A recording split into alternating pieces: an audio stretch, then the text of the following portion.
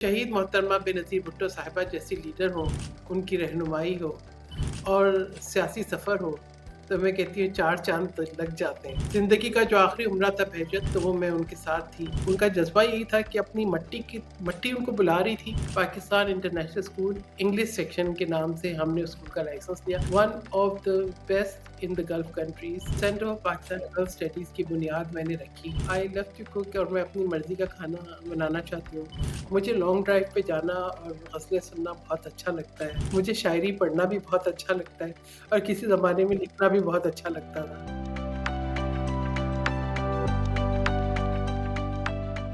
अस्सलाम वालेकुम। Programme beyond with बहजत चलानी हाज़िर खिदमत। जैसा कि हमेशा आपसे वादा किया कि हम अपने इस प्रोग्राम में आपकी मुलाकात उन तमाम शख्सियात से करवाने की कोशिश करेंगे जो अपने अपने एतबार से इंतहाई मुनफरद मकाम की हामिल है। आज मेरे साथ जो शख्सियत हैं उनके लिए मैं क्या लफ्ज़ कहूँ? बहुत सारी कैप्स हैं उनके सर में, बहुत सारे रंग-रंग के पर लगे हुए हैं और समझ नहीं लगती कि एक सवाल करूँ, दूसरा करूँ, तीसरा करूँ, किस बारे में कैसे बात करूँ? चलिए, ज़्यादा आपको अचंभे में नहीं डालते, मेरे साथ हैं सेनेटर सहर कामरान। अस्सलाम वालेकुम सहर। वालेकुम सलाम, what a privilege to be with you. अरे! कैसी बात कर दी। मेरे लिए प्रिविलेज है, नहीं, ऑनर है। बेहतर मैं आप तो अभी बताया ही है कि आपके साथ बात करने का मौका मिले, आपकी प्रोग्राम में शिरकत करने का मौका मिले, तो मेरे लिए बिल्कुल प्रिविलेज है। बहुत-बहुत शुक्रिया सहर आप हमेशा से बहुत हम्बल हो and I am very honoured to have you on this programme. Sahar Kamran एक सिर्फ मुमताज़ सियासतदान ही नहीं है, तालीमदान भी हैं, पॉलिसी थिंक टैंक की रहनुमा भी हैं। इनकी ज़ेर क़यादत मैं बता देती हूँ सेंटर फॉर पाकिस्तान एंड खलीज स्टडीज़। ये मुल्क और ख़ित्ते में किस तरह के प्रोजेक्ट्स ये चलाती हैं उस अपने सेंटर के तहत और इससे क्या असरात मुरतब हुए हैं। बहुत सारे लोग सेनेटर सहर कामरान को जानते हैं। पीपल्स पार्टी के साथ पाकिस्तान पीपल्स पार्टी के साथ आपका ताल्लुक़ है। मुख्तलिफ़ जगहों पे मुख्तलिफ़ सेनेट की कमेटियों में कायमा कमेटियों में इनका नाम सुना जाता है। सहर कब कब ये पता चला था कि आप सियासत में आना चाहती हैं और सियासत में आके अपने आप को एक मुनफ़रिद हैसियत से मनवाना चाहती हैं?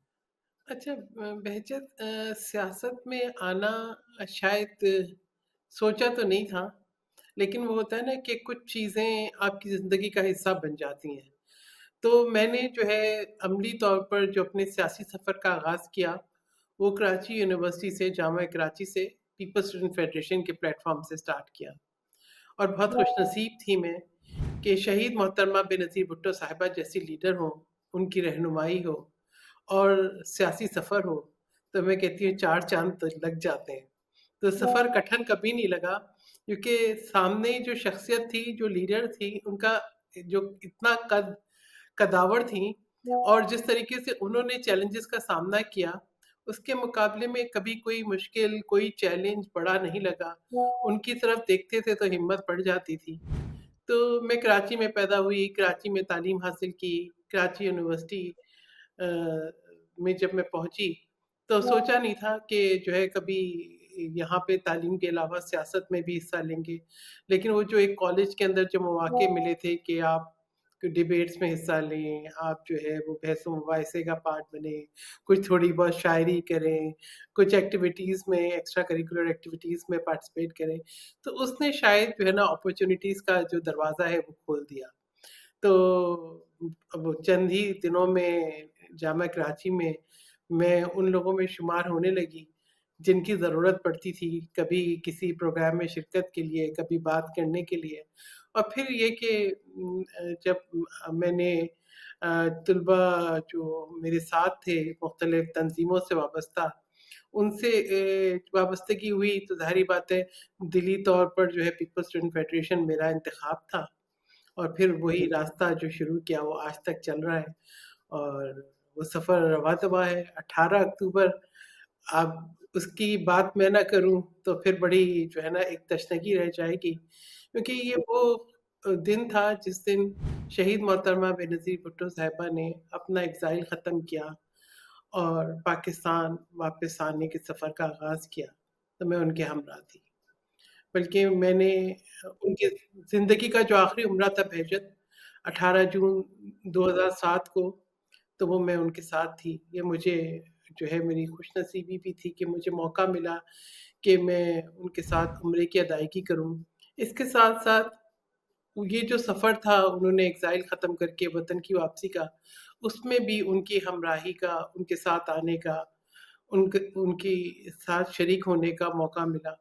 तो बस ये कि आज वो हमारे साथ नहीं है, लेकिन उनकी यादें जो हैं वो, बल्कि आज मैं कुछ पोस्ट कर रही थी 17 अक्टूबर की एक दुबई रोताना होटल की छोटी-सी क्लिप, तो बस वो ज़हन में एक शेर आया जो है शायद फ़ायज़ अहमद फैज़ का है, वो जाले अपनी यादों के हमारे साथ रहने दो, न जाने किस गली में ज़िंदगी की शाम हो जाए। ज़िंदगी की शाम हो जाए। सऊदी अरब में भी आपका क़याम रहा। सऊदी अरब में जो आप जो स्कूल था बच्चों का, वहाँ की ज़िम्मेदारियाँ आपके पास थीं। तो उसके बारे में कुछ बताइए हमारे नाज़रीन को कि सऊदी अरब में जिस स्कूल की ज़िम्मेदारियाँ आपने सँभाली, वो स्कूल कौन-सा था और किस तरह से आपने वहाँ पर उसको चलाया? अच्छा पहचत ये हुआ कि जब 88 के इलेक्शंस में शहीद मोहतरमा बेनज़ीर भुट्टो साहिबा मुझे एमपी का टिकट पे नामज़द करना चाहती थीं मगर मेरी ऐज क्वालीफ़ाई नहीं की। तो उन्होंने मुझे जो है फिर बाद में इस्लामाबाद बुला लिया। इस्लामाबाद में उनकी हुकूमत चली गई।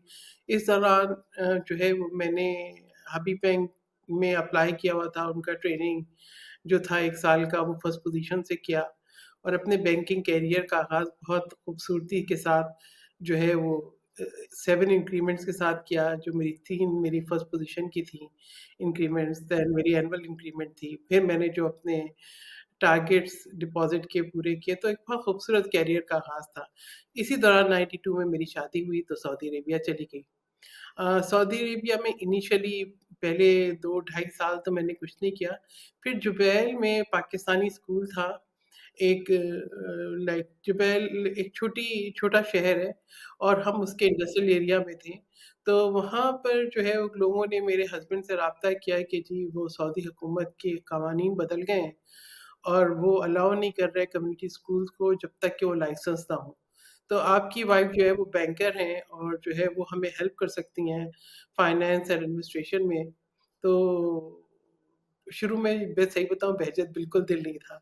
सोचा नहीं था, मुझे लगता था कि जो कुछ नहीं करते वो स्कूल में चले जाते हैं। और फिर आपको पता है कि कम्युनिटी स्कूल की जो एक कहानियाँ चलती हैं, तो आई वाज़ वेरी रिलक्टेंट लेकिन वो उनका जो एक फ़ॉलो अप था वो इतना वो था कंसिस्टेंट कि जो है ना फिर मैं उससे फिर बाहर भाग नहीं सकी और मैंने स्कूल जॉइन किया।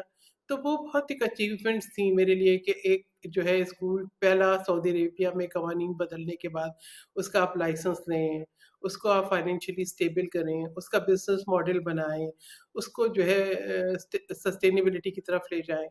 2 साल के बाद मेरे हस्बैंड की जो है ट्रांसफ़र हो गई, वो पहले जुबैल ब्रांच के ब्रांच मैनेजर थे, एक जो है one of the very prominent Saudi companies, फिर उनकी ट्रांसफ़र जद्दा हो गई। तो जद्दा में भी एक पाकिस्तानी स्कूल था और वो स्कूल जो है एक तो वो था जो कि पाकिस्तान का करिकुलम पढ़ाता था। एक वो स्कूल था जो शहीद मोहतरमा बेनज़ीर भुट्टो साहिबा का तसव्वुर था कि पाकिस्तानी तालिब-इल्मों को भी इंटरनेशनल स्टैंडर्ड एजुकेशन मिले, क्वालिटी एजुकेशन अफोर्डेबल एक उनकी जो अमाउंट में। तो उन्होंने जब वो प्राइम मिनिस्टर थी 95 में तो उस वक़्त एजुकेशन मिनिस्टर जो सैयद खुर्शीद शाह साहब थे, उनसे कहा तो उन्होंने किराए पे बिल्डिंग में एक स्कूल का आगाज़ किया। लेकिन मोहतरमा की जो है हुकूमत ख़त्म हो गई और उसके बाद वो एक इल्लीगल स्मॉल एंटिटी के तौर पे रहा। आगाज़ उसका बड़ा अच्छा हुआ कि इंटरनेशनल स्कूल के हिसाब से अमेरिकन, ब्रिटिशर्स जो हैं वो टीचर्स उन्होंने रिक्रूट की। लेकिन वो एक प्राइमरी स्कूल रहा जिसमें तमाम तर जो है वो कोशिशों के बावजूद भी 200 बच्चों से ऊपर बच्चे नहीं थे। तो जब मैंने उसको जॉइन किया तो मुझे पता चला कि इसके क्लोज़र का ऑर्डर है और ये सऊदी हुकूमत इसको एक्सेप्ट नहीं कर रही है। एक तो ऑलरेडी पाकिस्तानी कम्युनिटी स्कूल मौजूद है, दूसरा ये कि इसका लाइसेंस नहीं है। तो क्योंकि वो मैं एक लाइसेंस ले चुकी थी, डॉक्यूमेंट्स मेरे पास बने हुए थे। आपको याद होगा से एक फ्लॉपी डिस्क होती थी कंप्यूटर की, तो हाँ, उसमें वो बिल्कुल याद है। डॉक्यूमेंट्स थे तो मैंने कहा अच्छा मैं चैलेंज एक लेती हूँ। मैंने डायरेक्टर एजुकेशन से बात की, अच्छा। मैंने कहा आप मुझे मौका दें, मैं लाइसेंस अप्लाई करती हूँ। तो उसको यकीन नहीं आया, उसने कहा नहीं आप लोग नहीं कर सकते जो 95 से लेके आज तक नहीं कर सके, ये 99 था। तो अब आप अच्छा। कैसे कर लेंगी? मैंने कहा जी मुझे आप दे दें 24 घंटे। मैं तो उस रात में सोई नहीं। मैंने कंसल्ट किया एम्बेसी को भी, कॉन्सुलेट को भी कि कम्युनिटी से मुझे 2-3 नाम दे दें बोर्ड के लिए। फिर क्योंकि बैंकिंग का मेरा अपना एक्सपीरियंस था और जुबैल में मैंने पहली दफ़ा ख़वातीन के जो टीचर्स थी उन सब के बैंक अकाउंट्स खुलवाए थे बैंक में और एक सिस्टम बना दिया था। तो उसी को बरूए कार लाते हुए कॉन्टैक्ट को मैंने उनका जो है फ़िक्स्ड डिपॉज़िट भी करवाया। एक ऐसे स्कूल के अकाउंट का जिसमें कुछ था नहीं। और वो तमाम जो उनकी जो रिक्वायरमेंट्स थी उनको पूरा किया और उसके बाद उस डायरेक्टर एजुकेशन को फ़ोन किया 22 घंटे के बाद कि मेरे डॉक्यूमेंट्स रेडी हैं। तो ही वाज़ सो सरप्राइज़्ड। उसमें अटेस्टेशंस थी, काफ़ी चीज़ें थी लेकिन मैं उस रात घर नहीं गई। मैं उस रात जो है वो स्कूल में बैठी और मैंने हर वो डॉक्यूमेंट में किसी में नाम चेंज करने थे, कुछ सबसे मुश्किल काम ये था कि आप जो है बैंक गारंटी ले लें। तो वो बैंक गारंटी के लिए आई बिलीव कि शायद मेरी जो एक बहुत अच्छा ताल्लुक बन गया था जुबैल में रह के रियाद से, तो वो उसने मुझे बहुत हेल्प किया और I was able to take the bank guarantee also. तो आज वही director education is a very good friend like a brother to me Mansoor Ghazali जिसने मुझे ये कहा था कि ये स्कूल नहीं चलेगा और ये लीगल है इसको बंद करना है। तो फिर उसके बाद वो खुद आया। मैंने कहा कि क्या मैं आऊँ मिनिस्ट्री ऑफ एजुकेशन? तो उसने कहा नहीं, उसमें ख़वातीन नहीं जा सकती थी। तो वो खुद आया, उसने डॉक्यूमेंट्स लिए और इस तरीके से Pakistan international school English section के नाम से हमने उस स्कूल का लाइसेंस लिया। क्योंकि इतना कम टाइम था बहजत कुछ सोचने का टाइम नहीं था। और हम ये चाह रहे थे कि अगर नहीं भी हो तो इसके ऊपर एक अम्ब्रेला रहे दूसरे स्कूल का इंग्लिश सेक्शन कह के इसको चला लें किसी तरीके से। लेकिन वो लाइसेंस भी हो गया, फिर उसके बाद रियाद इंग्लिश सेक्शन का भी मैंने लाइसेंस लिया उसी तर्ज के ऊपर। और फिर उस स्कूल को जो 200 बच्चों का स्कूल था, उसको मैंने internationally accredited, one of the best in the Gulf countries और कैम्ब्रिज का one of the largest register centre और ब्रिटिश काउंसिल का largest exam centre in Saudi Arabia, उस लेवल तक मैं उसको लेके गई। जब मैंने वो स्कूल छोड़ा दिसंबर 2013 में, तो उसमें 5000 से ज़्यादा बच्चे थे और 124 कमरे थे। मैंने 20 टोटल कमरे थे जिनमें हर किस्म के आप ये देख लें कि आप उसमें एनेक्सिस भी शामिल कर लें और उसके अंदर क्लासरूम भी कर लें, किचन भी कर लें, सब मिला के वो 20 कमरों का इंफ्रास्ट्रक्चर था। लेकिन जब मैंने छोड़ा तो उसके अंदर जो है 124 से ज़्यादा कमरे थे, लाइब्रेरीज़ थीं, उसके अंदर जो है international standard glass to scotch court था, उसमें जो है वो one of the largest auditorium था जिसमें एक में 2700 लोग जो हैं स्टूडेंट्स एटलीस्ट जो है वो उसमें आ सकते थे एट द फिर गैलरी भी थी उसकी। तो बहुत खूब, बस बहुत ये खूब। बड़ी ख्वाबों दिलचस्प ये है हिस्सा। बहजत अगर सोचूँ तो एक ख्वाबों का सफ़र था और अगर आज सोचूँ कि ये दोबारा हो सकता है, तो शायद नहीं हो सकता लेकिन उस स्कूल ने जो अपना मेयार कायम किया, वो मेरी पहचान बन गया। वो उसमें मुझे आज बहुत खूब, बहुत खूब। तो ये बहुत कामयाबी तो ये जो तो स्कूल एक और चीज़ बताऊँ कि we were offering undergraduate programme of London School of Economics through University of London. तो ये वो सफ़र था कि यानी अगर मैं जाके 1999 का देखूँ कि एक प्राइमरी स्कूल जिसके क्लोज़र का ऑर्डर था, उससे वो स्कूल जिसके अंदर दाखिला लेना लोगों की एक हाँ, लोगों के लिए एक जो है ख़्वाहिश बन गया था कि जी ये शायद एक स्टेटस सिंबल बन गया था। उसके रिज़ल्ट्स जो हैं वो रॉक करते थे। मिनिस्ट्री ऑफ एजुकेशन उसको बहुत ज़्यादा एप्रिशिएट करती थी। तो ये मेरे लिए जो है ना मैं समझती हूँ कि एक ऐसी कामयाबी है जिसको मैं हमेशा जो है ना याद करूँगी और हमेशा उससे फ़ख्र करूँगी। अब आप मुझे ये बताओ कि ये जो सेंटर फॉर पाकिस्तान एंड खलीज स्टडीज़ जिसको सीपीजीएस कहते हैं, इसको बनाने का ख़्याल कब आया और कैसे आया और क्यों कर ये सेंटर बनाया अच्छा गया? Centre for Pakistan and gulf studies. अच्छा ये क्यों बना है? अगर आप देखें ना बेहजत तो टू बी वेरी ऑनेस्ट मेरी ज़िंदगी में कामयाबियों के सफ़र में अगर मैं कहूँ कि यकीनन मेरे वालिदैन की तरबियत, उनकी हौसला अफ़ज़ाई शामिल है। लेकिन एक तरबियत सियासी तरबियत शहीद मोहतरमा बेनज़ीर भुट्टो साहिबा की भी है।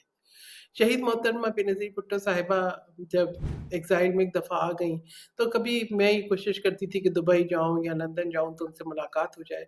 तो हमेशा ज़िक्र करती थी कि जी पता नहीं कौन ख़ातून थी पाकिस्तानी, उसको वो कतर की किसी कॉन्फ्रेंस में मिली थी and she would like to एक ऐसा ख़ाका बनाती थी और उसके बाद मोटिवेट करती थी कि वो इंटरनेशनल कॉन्फ्रेंस हो रही है तो उसमें ज़रूर पार्टिसिपेट करो। तो मैं ज़्यादातर एजुकेशनल कॉन्फ्रेंसेस में जाती थी कि जो कैम्ब्रिज यूनिवर्सिटी वो करवाती थी या जो है या हमारी मुख्तलिफ़ किस्म की एजुकेशनल ट्रेनिंग्स होती थी, वर्कशॉप्स होती थी। लेकिन शहीद मोहतरमा बेनज़ीर भुट्टो साहिबा के मोटिवेट करने पे फिर मैंने जो है IISS को जॉइन किया उनके बहरीन मनामा के ऑफ़िस से। मैंने कुछ सऊदी थिंक टैंक्स जॉइन किए। मैंने जेनेवा में ग्लोबल स्ट्रैटेजिक रिव्यू अटेंड किया और फिर ये हुआ कि जैसे-जैसे आप अपने जो है जब मुल्क से बाहर होते हो तो आपके अंदर बड़ा जज़्बा होता है कि अपने मुल्क को सर्व करो। हर उस जगह पे तो मैंने ये अंदाज़ा किया कि पाकिस्तानियों की रिप्रेज़ेंटेशन जो है बहुत कम है। अगर मैं पॉलिसी मेकिंग सर्कल्स में कहूँ, मैं किंग फैसल रिसर्च सेंटर की मेंबर बनी, मैं गल्फ रिसर्च सेंटर की मेंबर बनी। गल्फ रिसर्च सेंटर की जो उनकी कैम्ब्रिज की मीटिंग थी, उससे मैंने पाकिस्तान गल्फ के ऊपर अपना पेपर प्रेज़ेंट किया। क्योंकि सऊदी अरेबिया में थी तो पाकिस्तान के और खलीजी ममालिक के ताल्लुकात और ख़ुसूसी तौर पे पाकिस्तान और सऊदी अरेबिया के ताल्लुकात मेरे लिए बड़ी अहमियत के हामिल थे।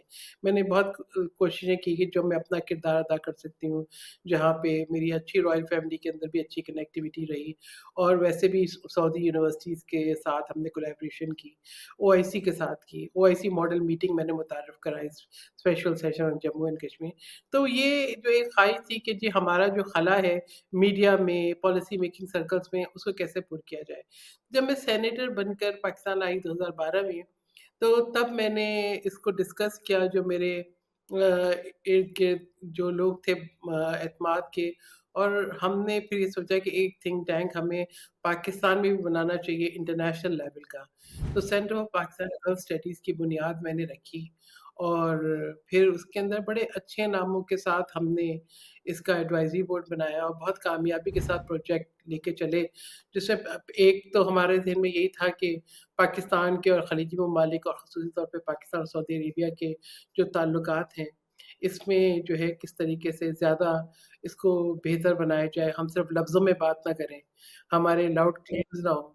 इसके साथ-साथ फिर ये था कि वो इश्यूज़ जो हमें मुश्तरका तौर पे दरपेश हैं, जैसे जो है उस वक़्त एक इंतहा पसंदी का एक इश्यू था। तो हमने दुरुस्त। काउंटरिंग वायलेंट एक्सट्रीमिज़्म पे प्रोजेक्ट सलाम लॉन्च किया। सलाम हाँ, वही मैं पूछने लगी थी कि 2 प्रोजेक्ट आपके बहुत मशहूर हुए, प्रोजेक्ट सलाम और प्रोजेक्ट जी। जौहर। तो इनके बारे में भी बात करनी थी। अच्छा हुआ आपने खुद ही ये बात कर दी। तो ये प्रोग्राम जो ये है प्रोजेक्ट सलाम जो था, उसका ताल्लुक दहशतगर्दी से निमटने की उसमें कोशिशों के हाँ साथ था, जी, राइट? वो था काउंटरिंग वायलेंट एक्सट्रीमिज़्म। एक तो होता है ना कि आप डीरेडिकलाइज़ेशन पे जाते हैं जब एक बंदा रेडिकलाइज़ हो जाता है। एक ये होता है कि ऐसे इक़दामात लेना कि हम रेडिकलाइज़ेशन को वायलेंट एक्सट्रीमिज़्म को रोक सकें। तो उसके लिए अब सलाम पहली बात थी कि उस वक़्त एक बड़ा पाकिस्तान के साथ ये होता था हाँ, आपको पता है दहशतगर्दी के कितने वाक़यात हुए थे और उस वक़्त हमने एक तो ये था कि सलाम नाम ये सोच के चुना कि सलाम का मतलब है पीस। इस्लाम जो है आप उसके साथ दहशतगर्दी को मुंसलिक ना करें। इसकी जो है ये किसी एक खित्ते से, किसी एक मज़हब से इसका ताल्लुक नहीं है।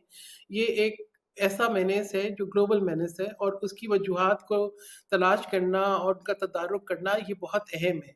तो दूसरा ये कि ये एक्रोनिम था, sensitise, act, link, sensitise, access, link, act, monitor. ये हमारी एक स्ट्रैटेजी थी कि आप लोगों के सेंसिटाइज़ करें, अवेयरनेस क्रिएट करें, उन तक पहुँचे, उनको एक्सेस करें, फिर सबको लिंक करें और उसके बाद फिर जो आपका स्ट्रैटेजी है उस पे एक्ट करें और उसके बाद फिर मॉनिटर करें। तो ये कि उसमें हमने दुनिया के जो प्रोग्राम थे काउंटरिंग वायलेंट एक्सट्रीमिज़्म उनको स्टडी किया।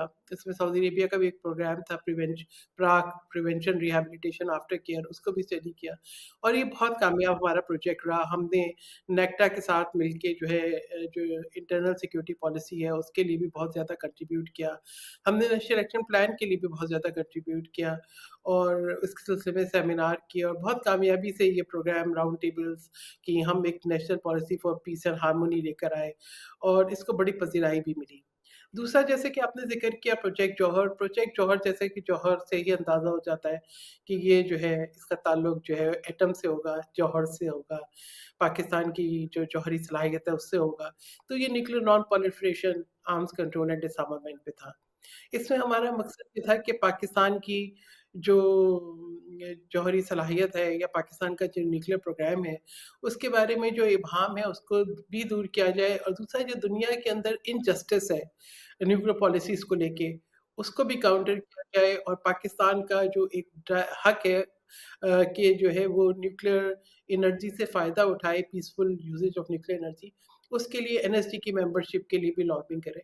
तो अल्हम्दुलिल्लाह we did it very successfully. हमने अपनी उसकी बड़ी अच्छी एडवोकेसी की। ये ज़रूर है कि उस वक़्त जो है भारत को बहुत सारी जो है वो सपोर्ट हासिल थी अमेरिका से भी और उनको जो है बहुत रिलैक्सेशन भी मिली डिस्पाइट कि वो भी एनपीटी के सिग्नेटरी नहीं थे, डिस्पाइट ये कि वो भी एनएससी के मेंबर नहीं थे।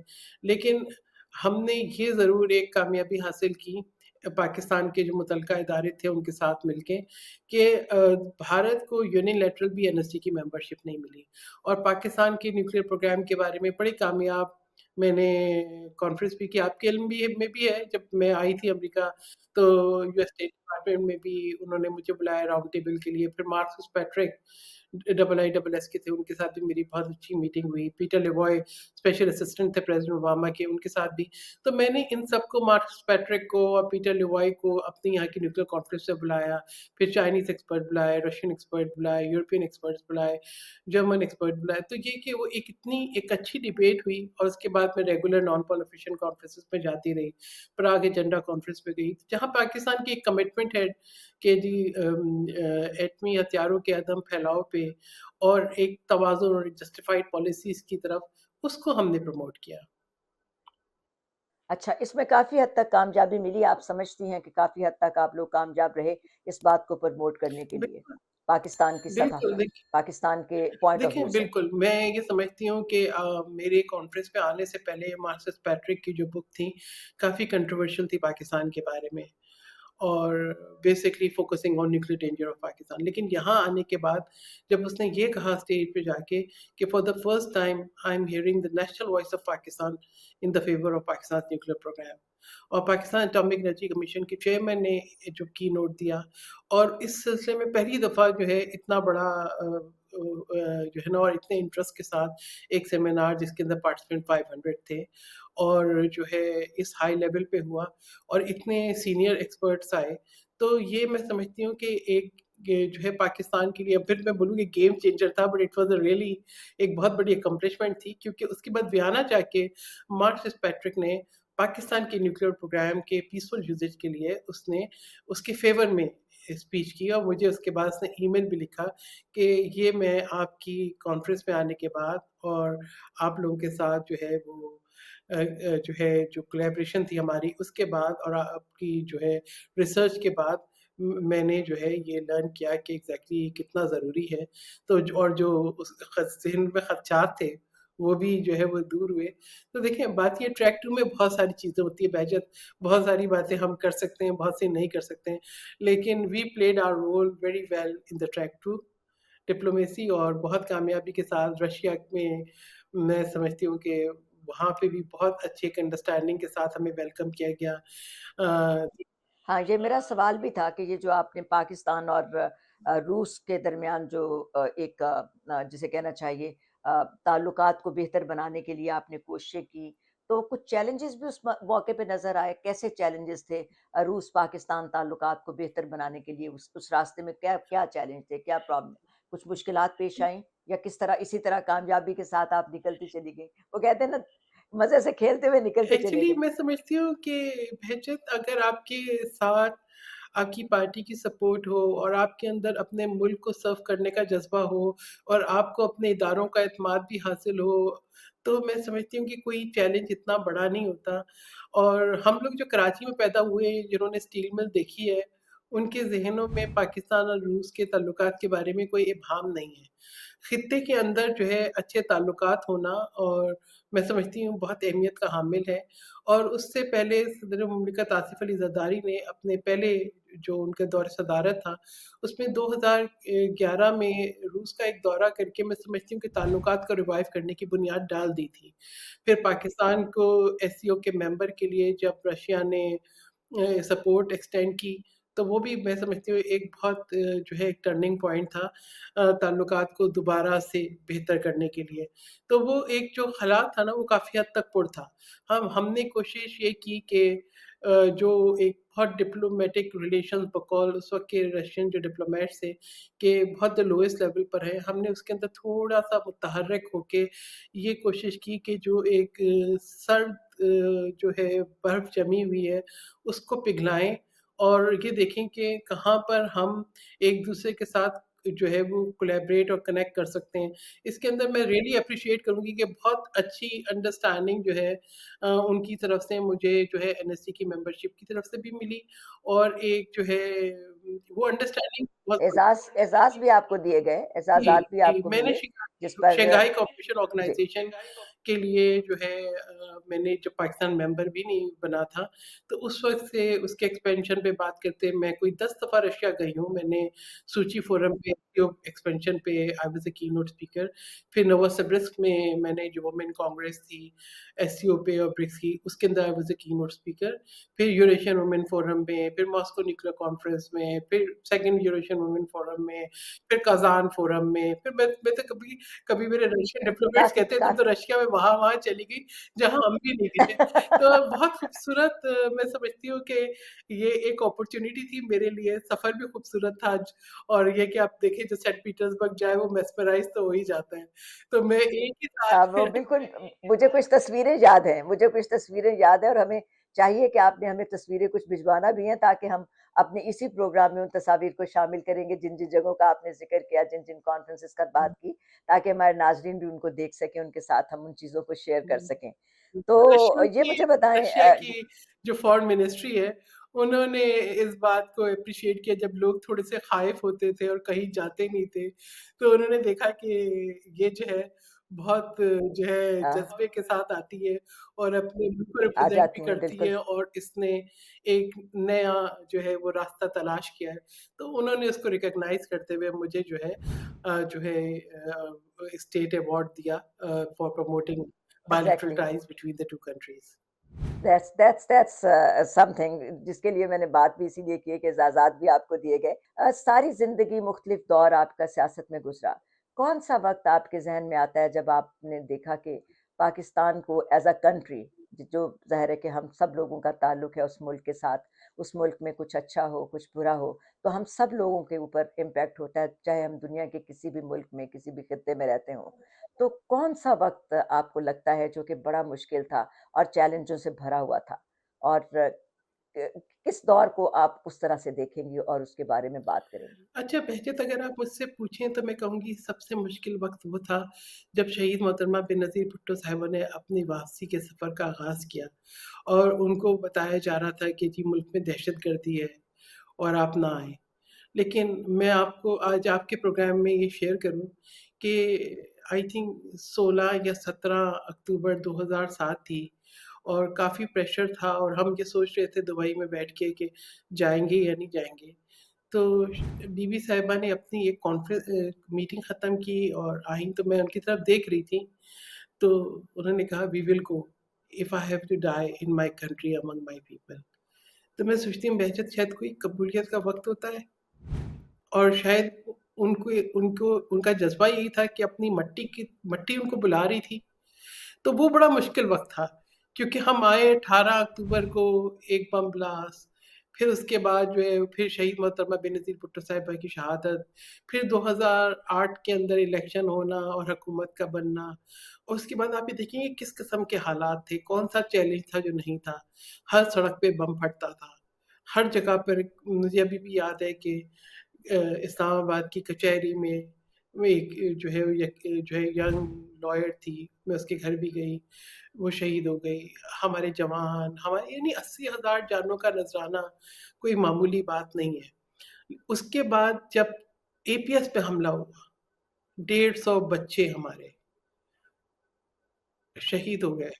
तो बहुत, आप बहुत दिल पे हाथ पड़ता है, इन सारे वाक़यात को देखते हुए। वही बात तो वही है ना कि एक भी जान जाए, तो वो कहते हैं पूरी इंसानियत का एक वो हो जाता है, नुकसान हो जाता है। सियासतदान और लीडर में मैं समझती हूँ थोड़ा फ़र्क होता है।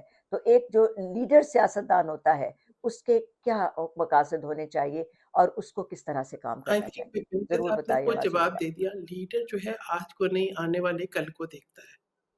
वो सस्टेनेबिलिटी को देखता है, वो आगे के जो उसकी जो फ़ोरसाइट होती है, वो उसको सामने रख के लोगों की और मुल्क की वेलफेयर को मद्देनज़र रखता है। तो मैं समझती हूँ कि सबसे जो एक अहम चीज़ है जमहूरी निज़ाम का तसलसल है, जिसके लिए जो है हमने भी जद्दोजहद की, हमारी जो क़यादत है उसने भी जद्दोजहद की, जानों का नज़राना दिया। अगर जमहूरी ये सफ़र चलता रहता, तो शायद हम बहुत सी शॉर्ट टर्म गलतियाँ नहीं करते। एक तो मैं समझती हूँ कि मुल्क के अंदर एक हम-आहंगी तमाम इदारों के दरमियान होना बहुत ज़रूरी है, लेकिन एक तवाज़ुन के साथ। यानी अगर हम पार्लिमान को हकीकी तौर पे फ़ाल करें, अगर जमहूरी निज़ाम चले, अगर लोगों को ये पता हो कि हमने कारकर्दगी की बुनियाद के ऊपर अपने वोट माँगने निकलना है, तो पाकिस्तान का मुस्तकबिल बहुत रोशन है, बहुत दरख़्शां है। अल्लाह ताला ने हमें वसाइल से मालामाल किया है। हमारे पास चारों मौसम ज़हीन लोगों की कमी नहीं है हमारे पास पाकिस्तान में, 70% वसाइल यूथ है। हमारे पास जो है बिल्कुल, एग्ज़ैक्टली। ज़हानत है, हमारे पास जो है पहाड़ हैं, दरिया हैं, ज़रख़ेज़ ज़मीनें हैं, हमारे पास बाहिम्मत सभी कुछ लोग है। हैं, ठीक है? हमारे लोगों ने दुनिया के अंदर जाके पता नहीं कौन-कौन से आलमी रिकॉर्ड नहीं बनाए। तो ये कि सब कुछ है। ये जो सरमाया है, जो हमारा असासा है, इसको सँभालना और सबसे बेहतर ये कि रहनुमाई करना और मौक़े देना। तो मैं समझती हूँ पाकिस्तान जो है अगर इस पे फ़ोकस करे और एक निज़ाम को चलने दे, हर दफ़ा short term policies, short term interest की बुनियाद पे फैसले ना किए जाएँ, तो फिर मैं समझती हूँ हो सकता है आज थोड़ा कठिन लगेगा, लेकिन कल बहुत खूबसूरत होगा। आज को आसान करने के लिए कल को मुश्किल ना बनाएँ। नौजवानों के लिए आप क्या पैगाम देना चाहेंगी? क्योंकि ये मुल्क नौजवानों का मुल्क है, यहाँ पे सबसे ज़्यादा शरह है पाकिस्तान में जो उन मुल्कों में शामिल है जहाँ पे नौजवानों की मतलब नौजवान उम्र या औसत उम्र जो है वो बहुत कम है, यानी नौजवान लोगों की तादाद बहुत ज़्यादा है। तो उन नौजवानों को आप क्या बताना चाहेंगी? किस तरह लेके चलें पाकिस्तान को कि पाकिस्तान को जो चैलेंज है, जो पाकिस्तान के मसाइल सामने नज़र आते हैं, उनसे उनको निकाला जा सके, उस वो किसी बेहतर समत उसको लेकर जा सकें।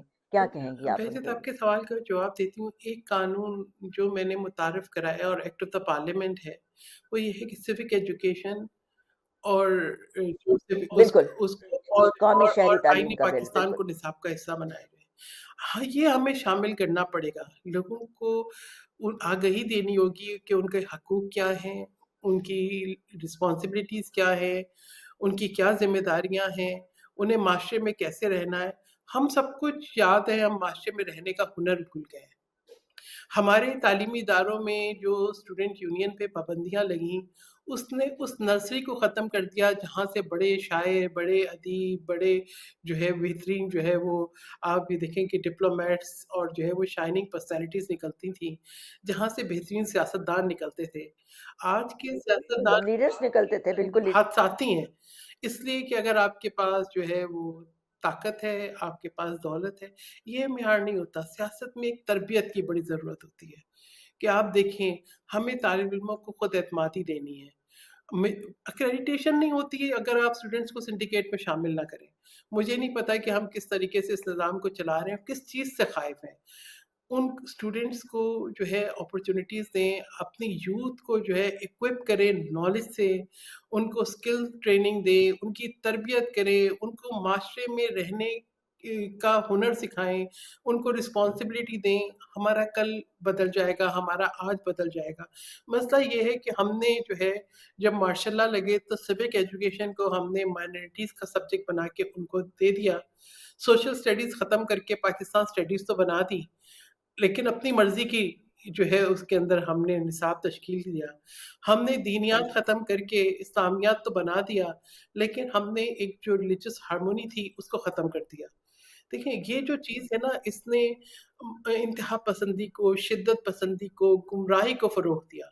और आज का मीडिया जब जो कि एक बहुत ही जिसे कहना चाहिए कि डाइवर्स मीडिया हो गया, ज़ाहिर है कि डिजिटल मीडिया, सोशल प्लेटफ़ॉर्म्स जो हैं बहुत सारे मुख्तलिफ मिले हैं, जिसकी वजह से एक मेरे ख़्याल से, मेरे हिसाब से कि बहुत विज़न में वुसअत आने की ज़रूरत थी।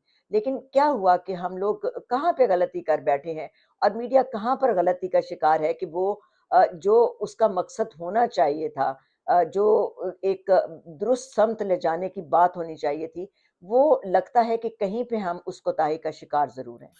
अच्छा, बेनज़ीर, एक तो मैं बताऊँ कि मैं सेनेटर थी 2012 से 2018 तक, अब मैं मेंबर कौमी असेंबली हूँ। कौमी हाँ, असेंबली में ये अलग बिल्कुल, बात आई है नो। कि once a senator is always a लेकिन सेनेटर। सेनेटर सारी ज़िंदगी सेनेटर होता जी, है ना जी। तो ये मेरे लिए और हमेशा मेरे ट सेनेट का टाइटल जो पीरियड था वो इतना ज़बरदस्त था कि I will always cherish that, कि मुझे बहुत टॉल पर्सनैलिटीज़ के साथ जो है उनसे सीखने का, उनके साथ काम करने का मौका मिला। आपने जो सवाल किया मीडिया के मुतालिक, यकीन करें वो भी बहुत अहमियत का हामिल है, क्योंकि आज का मीडिया बहुत एक डिजिटल मीडिया भी है, सोशल मीडिया भी है, आर्टिफ़िशियल इंटेलिजेंस भी है। आज के मीडिया की हदूद और कयूद नहीं है। तो उसमें जो है आपके लिए कोड ऑफ एथिक्स को सामने रखना, इन्फॉर्मेशन जो है उसको जो प्रोपेगेंडा है उससे अलग करना, फेक न्यूज़ को कर्ब करना और एक रिस्पॉन्सिबिलिटी को लेके आना, वो बहुत जो है ना उस पे तवज्जो देने की ज़रूरत है। लेकिन हमारे यहाँ शायद वो जो एक सिलसिला, सिर्फ़ मैं कहूँगी पाकिस्तान में नहीं बल्कि एक ट्रेंड बन गया है कि आपको ज़्यादा फ़ॉलोअर्स लेने के लिए, ज़्यादा लाइक्स लेने के लिए, ज़्यादा रेटिंग लेने के लिए, पॉपुलैरिटी गेन करने के लिए ब्रेकिंग न्यूज़ और सेंसेशनल न्यूज़, वो जो मेयार होता था ना जर्नलिज़्म का, जो हमें सिखाया जाता था, तो वो शायद जो है ना कहीं पस-ए-पुश चला गया। और हर वो शख़्स जो कि प्रेज़ेंटेबल है और वो उसने शायद बेसिक जर्नलिज़्म पढ़ा है या नहीं पढ़ा है, लेकिन अगर वो प्रेज़ेंटेबल है और वो एंकर है, तो हम उसको भी जर्नलिस्ट कहते हैं। एंकर और जर्नलिस्ट में फ़र्क है। मीडिया वो चीज़ थी जो कि माइंडसेट को बनाता था। कभी मिसइन्फॉर्मेशन होती है, कभी डिसइन्फॉर्मेशन होती है। तो ये क्या है सारा सिलसिला? काफ़ी मेरी कन्फ्यूज़न काफ़ी है क्योंकि मैंने अपनी सारी ज़िंदगी इस फ़ील्ड में गुज़ारी है और अब दूर बैठी ये परेशानी में हूँ कि कहाँ पे गलती हो गई? देखिए, अब मुझे लगता है कि कमर्शियलाइज़ेशन मीडिया में आ गई। पहले media was not taken as a commercial entity.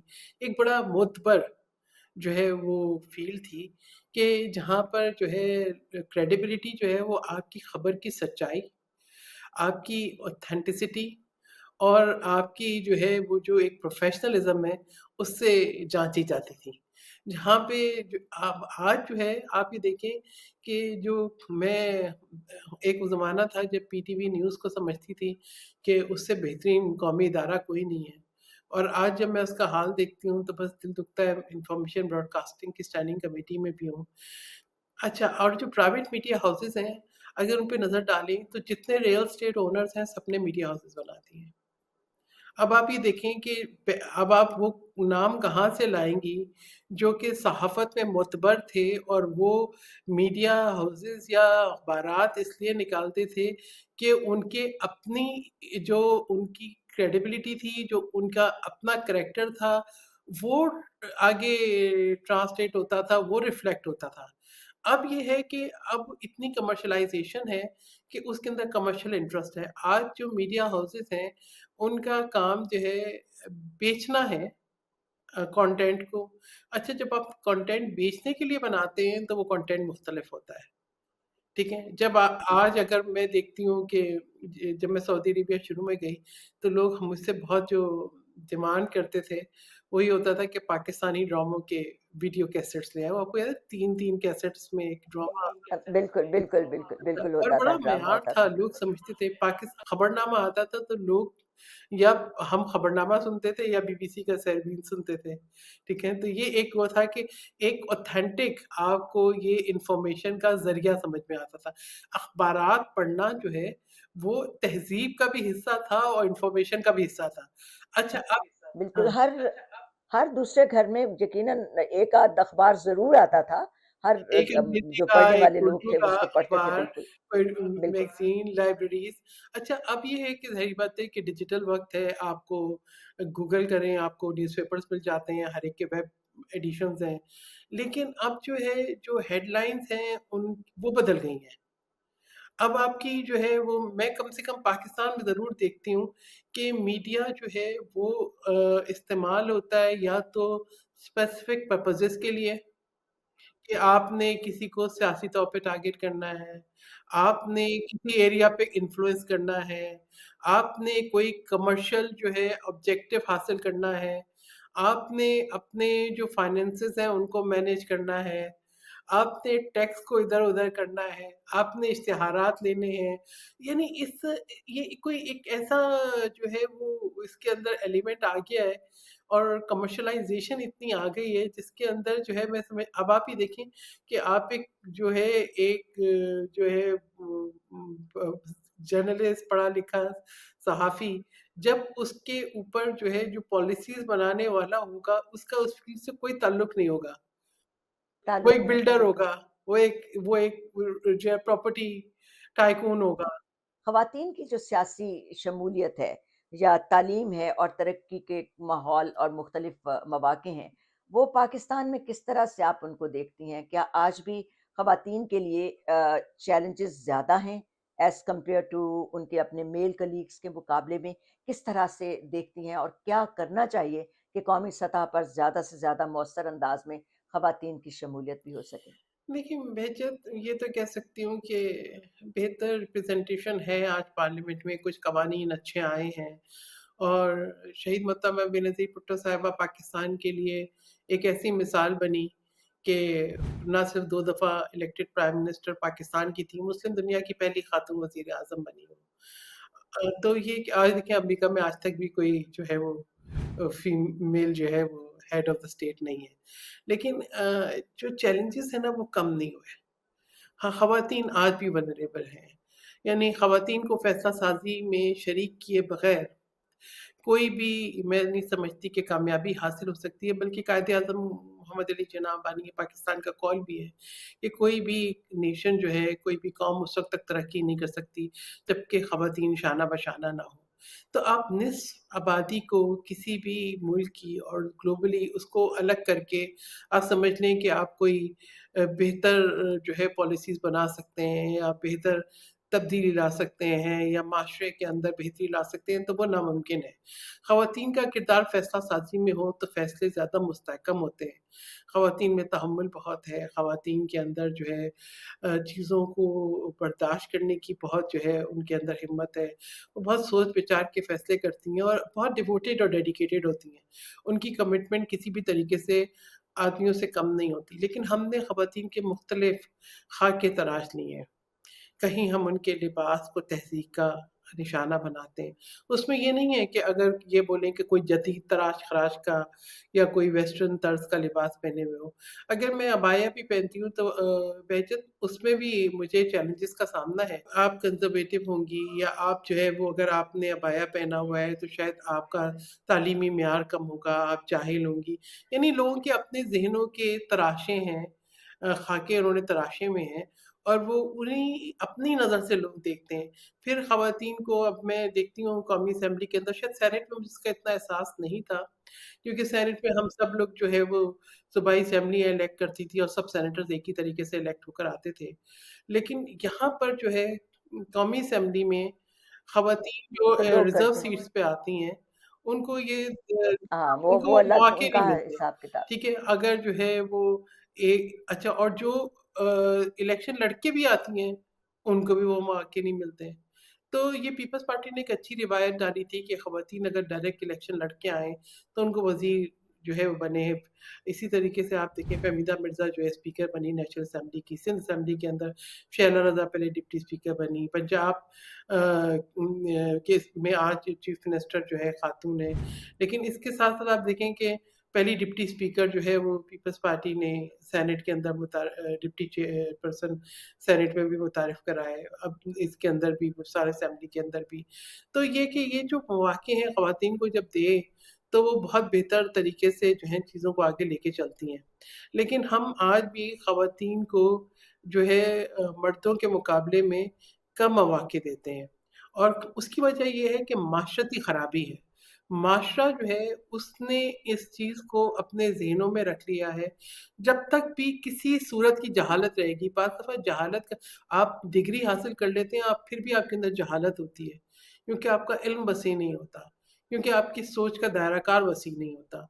तो जब तक जहालत रहेगी, उस वक़्त तक हम दौरे जहालत ही की बात करेंगे, वरना अगर हम अपने मज़हब को देखें, जिसकी आड़ ली जाती है, वो तो बहुत तरक्शा मज़हब है। आप ये देखें दुनिया का पहला कॉन्स्टिट्यूशन मिसाक मदीना था और रसूल पाक सल्लल्लाहु अलैहि वसल्लम ने खुद गारंटी दी थी, हर को चाहे आप किसी मज़हब से ताल्लुक़ रखते हों, किसी जो है कम्युनिटी से करते हों, बराबरी की उनकी बात। वेलफेयर को गारंटी किया था। एक वेलफेयर और बराबरी की बात, आपने बराबरी की बात, दीन में जबर की बात, ला इक्राहा फिद्दीन, कि दीन में कोई जबर नहीं है, ये तो बड़ा ही खुला दीन जी। था। तो पता नहीं हम इसको हमारी अपनी शायद समझ उतनी बेहतर नहीं है, हम नाकिस समझ के लोग हैं। अब जो नौजवान लोगों को सियासत की तरफ लाने और यहाँ आकर अपना बेहतर किरदार अदा करने के लिए आप क्या मशवरा देंगी, जो लोग इस प्रोग्राम को देख रहे हैं और जो नौजवान ये चाहते हैं और ख़ास तौर पर ख़वातीन जो हैं अपना किरदार अदा करना चाहती हैं सियासी सतह पर आकर, उनके लिए क्या आप मशवरा देंगी? देखिए, वैसे चैलेंजेस तो बहुत हैं, चैलेंजेस मुश्किल भी होते हैं और कभी आपको जो है तकलीफ़ भी देते हैं। लेकिन अगर आपको खुद पे यकीन हो, तो मैं ये समझती हूँ कि मैं 2 लिहाज़ से खुशकिस्मत थी। एक तो मेरी जमात बहुत प्रोग्रेसिव थी। दूसरा शहीद मोहतरमा बेनज़ीर भुट्टो साहिबा की शहादत के बाद सदर मुमलिकत आसिफ़ अली ज़रदारी ने कभी जो है अपना जो एक दस्ते शफ़क़त है, वो सर से नहीं हटाया। फिर फैमिली की भी सपोर्ट थी। तो मैं समझती हूँ कि असल चीज़ ये है कि हमारे जो इर्द-गिर्द के लोग हैं, वो अपनी सपोर्ट ज़रूर एक्सटेंड करें और खुद पे यकीन हो, खुद एतमादी हो।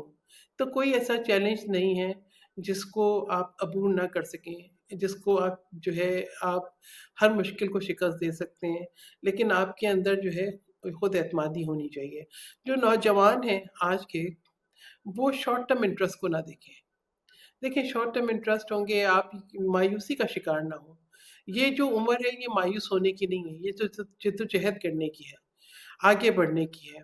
अपने आप को इक्विप करें नॉलेज से। अब तो मैं समझती हूँ कि इतना आसान है दुनिया कि आपके लिए इल्म हासिल करने के बहुत मौक़े हैं। अब तो आप जो है वो एक दफ़ा गूगल करते हैं, आपको चैट जीपीटी, आर्टिफ़िशियल इंटेलिजेंस की भी सहूलत हासिल है।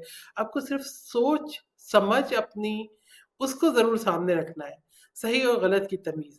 और दूसरी बात ये मैं समझती हूँ एक और बहुत अहमियत की बात है बहजत कि हम नेसेसिटीज़ और लग्ज़रीज़ के दरमियान के फ़र्क को नहीं समझते।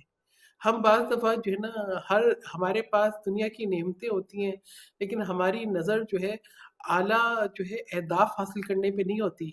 हम ये समझते हैं कि जो चीज़ हमारे पास नहीं है, उसके लिए हम मायूसी का शिकार हो जाएँ। मायूसी का शिकार नहीं हो, आप मेहनत करें तो अल्लाह ताला रास्ते आसान बनाता है। देखें पाकिस्तान ने जो है बहुत ऐसे लोग पैदा किए हैं जिन्होंने हर जगह अपना मकाम बनाया है। ठीक है? अब हम मलाला यूसुफ़ज़ई की बात करें, आप देखें कि हालाँकि एक दहशतगर्दी के वाक़ये में लेकिन उन्होंने शिकस्त हासिल नहीं की, नोबेल इनाम याफ़्ता है। फिर आप ये देखें कि पाकिस्तानी जो ख़वातीन हैं, वो आज फाइटर जेट्स भी चला रही हैं और वो फाइटर जेट्स उड़ा रही हैं। वो जो है आर्मी में जनरल भी हैं, वो माउंटेनर्स भी हैं, वो एस्ट्रोनॉट्स भी हैं, वो जो है वो बेहतरीन साइंसदान भी हैं, वो बेहतरीन जो है वो एजुकेशनल एक्सपर्ट्स भी हैं, वो बेहतरीन डॉक्टर, साइंटिस्ट भी हैं। तो कोई ऐसा शुबा नहीं है जहाँ पे आप अगर हिम्मत करें, तो आप जो है वो कामयाबी हासिल नहीं कर सकते। ये बस हाँ, ये मैं समझती हूँ कि हमें थोड़ा-सा अपने तालीमी इदारों की तरफ देखना होगा, मेयार तालीम को बेहतर बनाना होगा, नॉलेज बेस्ड एजुकेशन को प्रमोट करना होगा और तलबा को मौक़े देने होंगे कि वो बेहतर रिसर्च के ज़रिए मतलब हमारे यहाँ मैं देखती हूँ कि तालीमी मेयार में क्या प्रॉब्लम आती है। हम रिसर्च करना नहीं चाहते हैं, हम आगे बढ़ना हम समझते हैं कहीं से कुछ कॉपी करके दे दें। तो प्लेजरिज़्म आ जाता है। आपको दुनिया के अंदर वो रिकॉग्निशन नहीं मिलती। बेहतरीन यूनिवर्सिटीज़ हैं हमारे यहाँ। तो ये थोड़ा-सा ये जो है ना और दूसरा ये कि मैं समझती हूँ कि हमें अपने असातिज़ा का जो स्टेटस है उसको भी बेहतर करने की ज़रूरत है। और ये जो है अगर हम उसमें जो है बेहतर इंसेंटिव्स देंगे, बेहतर तालीमी मेयार को सामने लेकर आएँगे, रिस्पेक्ट देंगे जो एजुकेशनिस्ट हैं उनको, तो डेफ़िनिटली लोग इस फ़ील्ड की तरफ भी ज़्यादा आएँगे, वरना हमारे यहाँ आज तक वही एक कॉन्सेप्ट है, जिनके ग्रेड्स अच्छे आ गए, वो या तो डॉक्टर, इंजीनियर बन गए, जो उसके बाद रह गए वो कॉमर्स में चले गए, जो उसके बाद रह गए वो कुछ और कुछ करने चले गए, जो उसके बाद रह गए वो एजुकेशन फ़ील्ड में आ गए। ये गलत है। इसने जो है ना बहुत नुकसान दिया है। हमें जो है जिन शोबों के अंदर हमें ज़रूरत है, उनमें इन्वेस्टमेंट करनी चाहिए। कोई ऐसा वाक़या जो कि बिल्कुल ज़हन का एक हिस्सा बन के रह गया हो, आज भी उसको देखो, पीछे मुड़कर देखो तो अच्छा लगता है? या ये है कि वो आपके लिए या बहुत और दोनों तरह से हो सकता है, बाज़ चीज़ें ऐसी होती हैं कि थोड़ा-सा हँसाने का मौका भी देती हैं और बाज़ होती हैं सीखने का मौका देती हैं। कौन-सा ऐसा वाक़या है जो दिल के अच्छा बड़ा मैं करीब हो? बताती हूँ वैसे आपने एक बात नहीं पूछी वैसे मैं बहुत अच्छी शेफ़ हूँ। मैं बहुत अरे वाह! तो मैं एक बहुत ही घरेलू खातून हूँ, ठीक है? I love to cook, I love to spend time with my family और बहुत वक़्त मेरा जो है मेरी फैमिली के साथ इन्वेस्ट होता है। वो मुझे उसकी मैं खुद गवाह हूँ। उसकी मैं खुद गवाह हूँ क्योंकि मेरी और हम बताऊँ अपने नाज़रीन को वैसे बताने की शायद बात नहीं लेकिन सुनने की बात ये है कि हम आज भी उन लोगों में से हैं, जो अपने बच्चों के ऊपर आयतल कुर्सी पढ़ते हैं दूर बैठे हुए। अच्छा ये बड़े इत्मीनान की बात है। अच्छा अब आपने बोला वाक़यात, अच्छा 2 चीज़ें जिसको मैं बहुत मेरे लिए वैसे तो बहुत मतलब एक ऐसे वाक़यात हैं जिनको आप कह सकते हो।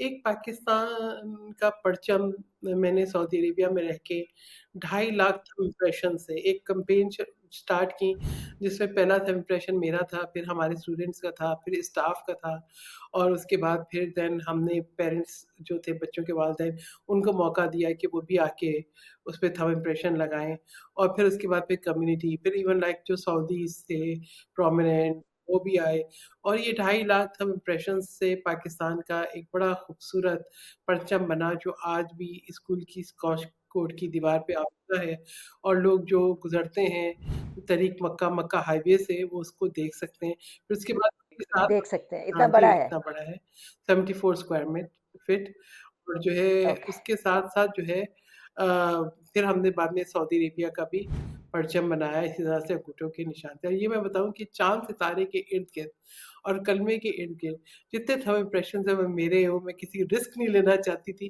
कि कोई जो है वो व्हाइट पे ग्रीन और ग्रीन पे व्हाइट कर दे। तो अ, अरे वाह! लेकिन ये एक बहुत खूबसूरत कामयाबी थी, मैं आपसे तस्वीरें शेयर करूँगी तो आप अपने नाज़रीन के साथ भी शेयर कर सकती हैं कि ये बहुत दूसरी चीज़ बिल्कुल, वो हमें जिसके चाहिए अंदर होंगी। अब आप बोले कि हाँ जी, that has become a humour of globally वो एक स्कूल के अंदर ही जो है हम एक कैंपेन चला रहे थे कि we are a nation that stand tall तो हमने बच्चों को तरगीब दी कि स्कूल जो भी आएगा बच्चे या वेंडर या उनके पेरेंट्स उन्होंने पाकिस्तान का फ्लैग लगाया हो और उसके बाद पाकिस्तान के जो है हमने ज़ीरो पीरियड ऐड किया 30 मिनट्स का कि पाकिस्तान के कौमी नग़मे हों। आप पता है जब मुल्क से बाहर होते हैं तो आपको ऐसी एक्टिविटीज़ करनी पड़ती हैं ताकि वो बच्चे जो पाकिस्तान में पैदा नहीं हुए, जो ये पाकिस्तान से बाहर हैं, उनको अपने मुल्क के साथ कोई न कोई निस्बत डेवलप हो। तो उसमें बच्चों से मैं पूछ रही थी कि अपने आप पाकिस्तान के लिए क्या करना चाहते हैं? What is your pledge for your country? अब वो बच्चे जिस तरह से बात कर रहे थे उसी लहजे में वो जो है ना मैं उनको जवाब दे रही थी। वो कि एक किसी ने मतलब लाइक मुख्तलिफ बैकग्राउंड से बच्चे आते हैं। कोई किसी जो है वो जो है किसी के वालिदैन जो है बहुत एलीट क्लास से होंगे। कोई जो है वो उसके पेरेंट्स डेपुटेशन पे आए होंगे, किसी का आर्मी का बैकग्राउंड होगा, कोई किसी बिज़नेसमैन का बच्चा होगा लेकिन जो लाइक के पेरेंट्स इतने वेल एजुकेटेड नहीं होंगे। लेकिन हमारा मकसद ये होता था कि जो भी किसी भी बैकग्राउंड से आए सबके साथ यकसा सलूक किया जाए और उनको मौका दिया जाए कि वो पुरएतमाद तरीके से जो है अपनी सलाहियतों को सामने लेकर आएँ। तो किसी बच्चे ने ये भी कहा कि मैं डॉक्टर कदीर खान बनना चाहता हूँ, किसी ने ये भी कहा मैं प्रिंसिपल बनना चाहता हूँ, किसी ने ये भी कहा कि मैं डॉक्टर बनना चाहता हूँ, मैं साइंटिस्ट 1-2 बच्चे ऐसे थे कि एक ने कह दिया कि कि मैं जो हूँ आर्मी में जाना चाहता हूँ, एक ने कह दिया कि मैं क्रिकेटर बनना चाहता हूँ, एक ने कहा कि मैं पायलट बनना चाहता हूँ and I will become a pilot, I will destroy India. आप ये देखिए बहुत सारे अब अलग-अलग फैमिलीज़ हैं, बहुत, अलग-अलग बिल्कुल। उनके रुझान हैं। अच्छा क्योंकि वो एक ऐसी एक्टिविटी थी जो कि इंटरनल स्कूल की एक्टिविटी थी और हम जो है मैं हर एक को एनकरेज कर रही थी, वाओ ग्रेट! तो I don't know wow great grape कैसे बना कि वो ग्रेप जो है ना ये इस्तिलाह अब वो ग्रेट की जगह जो है ज़द-ए-आम हो गई है और वो हर जगह मैं कोई पोस्ट डालती हूँ उसके नीचे ग्रेप आ जाता है, ठीक है? और वो मीम्स इतनी बनी कि अब मैं आपको क्या बताऊँ कि वो मीम्स अमेरिका के अंदर जो है रेड बबल उसने पता नहीं 35 आइटम्स मेरे जो है वो फेस के साथ और उस माइक के साथ जो है लॉन्च कर दिए without giving me any kind of royalty और समथिंग। इसी तरीके से वो मर्चेंडाइज़ काफ़ी हुआ और यहाँ तक कि मियाँ खलीफा ने भी उसपे एक मीम बनाई। वो दुनिया के किसी मुल्क में भी जाए, तो अब मैं आपको सिर्फ़ ये बता रही हूँ कि हाइट क्या थी उसकी, क्रेज़ क्या है। कहीं पे भी आप जाएँ, मैं अभी गई भी थी पिछले दिनों बेटी की कॉन्वोकेशन में, तो वहाँ पर भी जो है वो मुझे कहीं पे बाहर जाओ तो वो मिल जाते हैं लोग कि हाँ जी, नहीं वो हमें तस्वीर खिंचवानी है, ये सेल्फ़ी बनानी है या आपको डिनर पे बुलाना है। इवन मैं एमिरेट्स एयरलाइन से सफ़र कर रही थी तो वो जो उनका क्रू है वो आ गया क्या तो मैंने कहा फिर आपको फिर then you should like remember that you would be one of the pilots कि जो है जिसने कहा कि I will become a pilot. अच्छा एक बच्ची ने कह दिया I sacrifice my life for Pakistan. वो एक जज्बा था पाकिस्तान के लिए। उसको ये उस वो इतनी मीम्स बनी है उसकी आई थिंक उसने मीम्स का रिकॉर्ड ब्रेक किया और वो हर जगह जो है ना वो ग्रेप और I will sacrifice my life for Pakistan वो इतना ज़्यादा यानी ये 2010-2011 का इवेंट था और 2000 जो है वो अ, एक आई थिंक 19 के अंदर ये 20 में रीसरफेस हुआ मीम्स की सूरत के अंदर। अच्छा हम ये इवेंट जो है ना क्योंकि हमारे पास ब्रिटिश और अमेरिकन टीचर्स थीं जो साउथीज़ की वाइफ थीं। तो हम ये तस्वीरें खींच के या वीडियोज़ जो हैं वो इनको पब्लिकली जो है वो डिस्प्ले नहीं करते थे। तो आई डोंट नो कि किसने मैंने तो छोड़ दिया किसने उस डाटा तक एक्सेस की और उसको किस नियत के साथ फ्लोट किया। लेकिन ये वो पाकिस्तान की पहचान बन गया। बहजत मैं आपको बता नहीं सकती कि एक तरफ लोग जो है वो ट्रोल कर रहे थे और एक तरफ जो है ना मुझे लाइक वो लोग जो जिनका ताल्लुक आर्म फोर्सेस से था या एसपीआर से था, वो मुझे मैसेज भेज रहे थे, ma'am we are so proud of you. अच्छा, अब मसला ये था कि जज़्बा तो बिल्कुल पाकिस्तान का था, क्योंकि हर बच्चे को ये एनकरेज कर रहे थे कि please what is your pledge for Pakistan? तो वो बच्चे अपनी मासूमियत से बात कर रहे थे और जिस तरह से पेरेंट्स अपने बच्चों से जब बात करते हैं, तो कभी जो है उनके लेवल पे जाके बात करते हैं, कभी इस्लाह की भी बात करते हैं, कभी तो मैं भी उसी तरीके से वो 5000 बच्चे मुख्तलिफ ऐज के हर एक से उसकी ज़हनी सज़ा के मुताबिक ही बात कर रही थी। उसमें से कुछ जो है वो क्लिप्स को चुन के और उसकी जो है ना मीम्स की एक भरमार है। अभी थोड़े दिन पहले यूएस की एक यूनिवर्सिटी है, आई थिंक ट्रफ्ट यूनिवर्सिटी, वहाँ का एक स्टूडेंट आया, कहता है मैं आया हूँ, मैं साउथ एशिया में जो रिसर्च कर रहा हूँ नेशनलिज़्म पे and I wanted to take your interview. तो वो मुझसे उसने कोऑर्डिनेट किया, वो आके इंटरव्यू करके गया, कहता है this is a part of my research project. तो ये है कि दुनिया भर में पता नहीं कहाँ-कहाँ मैंने इंटरव्यूज़ दिए, लेकिन ये क्या-क्या की पाकिस्तान क्या-क्या की चीज़ की? पहचान भी बन गई और वो ग्रेप जो है ना वो कहीं ऐसा जुड़ गया कि वो बल्कि अभी इसकी मुल्तान सुल्तान की पिछले साल कोई प्रमोशनल कैंपेन थी, उन्होंने यही मेरी आवाज़ निकाली और वो जो है वो अच्छा, बच्चे की और जो है जो टीम के कैप्टन थे उनको सामने रखा और कि जी very nice, I want to become a beautiful. cricketer for Pakistan. Yes, he is a cricketer. He will win the World Cup. और अभी जो पाकिस्तान और इंडिया का जो अभी हालिया जो जो है जो क्लैश हुआ जो है तो मार्का हक और उनका उसके अंदर जो है दिस री-इमर्ज्ड अगेन क्योंकि वो एक पैट्रियोटिज़्म का भी एक सिंबल बन गया है। तो वो लोगों ने जो है वो हमारे जो वाइस एयर मार्शल थे उनकी लेके निकाल के वो बच्चे के साथ जोड़ी हैं तस्वीरें कहा कि ही इज़ द चाइल्ड जो अब ग्रो करके जो है now he has become that commander तो आपके प्रोटेक्टर हो गए, डिफेंडर हो गए ये कि मुल्क के। अगर कभी वक़्त मिल जाए वैसे तो जितनी मसरूफ़ियत आपकी है ज़िंदगी के अंदर और जो मैं देखती हूँ और जितने प्रोजेक्ट्स हैं और जितनी ये सारी चीज़ें उसमें वक़्त तो कम मिलता होगा। लेकिन अगर कभी खाली वक़्त मिलता है तो क्या करती हैं? क्या करना आप पसंद करती हैं? अच्छा मुझे अगर मौका मिले तो आई लव टू कुक और मैं अपनी मर्ज़ी का खाना बनाना चाहती हूँ। मुझे लॉन्ग ड्राइव पे जाना और ग़ज़लें सुनना बहुत अच्छा लगता है। मुझे शायरी पढ़ना भी बहुत अच्छा लगता है और किसी ज़माने में लिखना भी बहुत अच्छा लगता था। लेकिन ये अपनी ज़ात को ढूँढने का, एक्सप्लोर करने का, अपनी रूह से कनेक्ट करने का ज़रिया है। आज भी जब मैं अभी सऊदी अरेबिया गई हुई थी या कामरान इधर आ जाए, तो हम लॉन्ग ड्राइव पे जाएँ और अगर इस्लामाबाद में जैसे देखें बारिश का मौसम हो, तो और आप ड्राइव पे हो और आपको अच्छी जो है ग़ज़लें या सॉन्ग सुनने का मौका मिल जाए, क्योंकि ड्राइवर के साथ तो नहीं मिलता, लेकिन जब कामरान साथ में हो तो मिल जाता है। या फिर अकेले बैठे हूँ तो कोई अच्छी ग़ज़ल लगा के सुन लूँ। मुझे अमजद इस्लाम अमजद की नस्में बहुत पसंद हैं। वो अगर कभी मेरी याद आए तो चाँद रातों की नर्म दिल की रोशनी में किसी सितारे को देख लेना। अगर वो नख़्ले फ़लक से उड़कर तुम्हारे कदमों पे आ गिरे तो जान लेना वो इस्तारा था मेरे दिल का।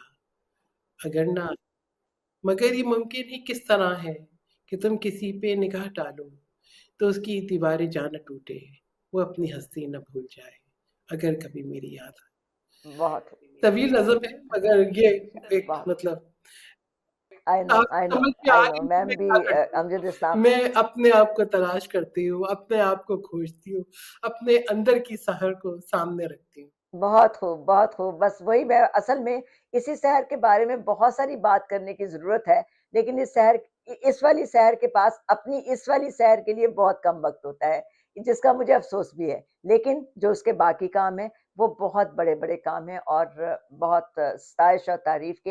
I am really very humbled कि शहर ने आज वक़्त निकाला, शहर क बहुत मसरूफ़ थीं और इसके बावजूद काफ़ी इस वक़्त काफ़ी रात हो गई है पाकिस्तान में जब वो मेरे साथ बात कर रही हैं। हम तो फिर दिन के दौरान में बात कर रहे हैं। तो मैं बहुत-बहुत शुक्रिया अदा करती हूँ शहर का। मेरी फिर भी किसी वक़्त ज़रूर बात होगी क्योंकि ये तो शहर की ज़िंदगी के जिसे कहना चाहिए सेनेटर शहर कामरान की ज़िंदगी के बहुत थोड़ी-सी बातें हुई हैं। अगर हम खुलकर बात करें तो कई एक ऐसे प्रोजेक्ट्स हैं जिनके ऊपर एक-एक पूरा-पूरा इंटरव्यू पूरे का पूरा किया जा सकता है। तो बहरतौर मुझे बस उम्मीद है और बेशक इस दुआ के मैं मेरी साथ दुआ भी है। आपसे इजाज़त लूँगी। खुदा करे कि मेरी अर्ज़ पाक पे उतरे वो फ़स्ल कुल जिसे अंदेशा-ए ज़वाल ना हो। पाकिस्तान ज़िंदाबाद। बहुत खूब। पाकिस्तान ज़िंदाबाद। बहुत-बहुत शुक्रिया सहर, बहुत शुक्रिया। ये था आज की हमारी मुलाकात यहाँ पर बस इतनी ही। कमेंट ज़रूर लिखिएगा कुछ मज़ीद जानना चाहें, हम सहर से दोबारा भी बात कर सकते हैं, कुछ भी पता करना चाहें, कमेंट्स में लिख के पूछिएगा ज़रूर। इसको शेयर भी ज़रूर कीजिएगा, चैनल को सब्सक्राइब भी ज़रूर कीजिएगा, ताकि इसी तरह हम ज़्यादा जो शख्सियात जिनसे आपको मिलवाने की ज़रूरत है, हम उनसे आपको इसी तरह मिलवाते रहें। लहज़ जिलानी को इजाज़त दीजिए। बहुत-बहुत शुक्रिया।